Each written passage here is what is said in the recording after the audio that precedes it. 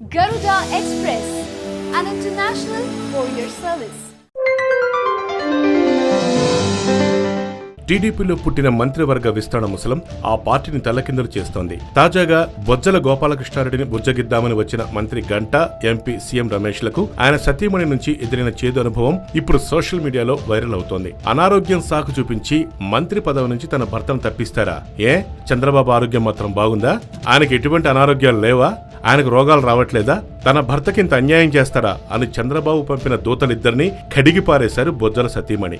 దీంతో కంగుతిన్న సీఎం రమేష్, అమ్మా మేమంటే ఈ మధ్య వచ్చాం గాని చంద్రబాబు మీ ఆయన బొజ్జల గోపాలకృష్ణారెడ్డి ఎప్పటి నుంచో స్నేహితులు కదా, కాస్త వినండక్క అంటూ అనునయించబోయారట. దీంతో ఆవిడకింకా ఒళ్ళు మండిపోయింది.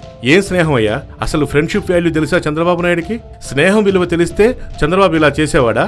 స్నేహం చేయటం అంటే వైఎస్ రాజశేఖర రెడ్డిది. తన మిత్రుడు జక్కంపూడి రామ్మోహన్ రావు తీవ్ర అనారోగ్యంతో నడవలేని పరిస్థితుల్లో ఉంటే చివరి రోజు వరకు ఆయన తన క్యాబినెట్ లో పెట్టుకున్నాడయ్యా వైఎస్ రాజశేఖర రెడ్డి. అది ఫ్రెండ్షిప్ అంటే. మీ దిక్కుమాలిన రాయబారాలు గీయబారాలు మాకు అవసరం లేదు. మేమిక టీడీపీలో ఉండదలుచుకోలేదు. మాకు నచ్చిన ఏదో ఒక రాజకీయ పార్టీలో చేరతాం, లేకపోతే శ్రీకాళహస్తిలో స్వతంత్రంగానే పోటీ చేస్తాం. ఇక మీరు దయచేయండి అని నిర్మోహమాటంగా మొహం మీద చెప్పేశారట.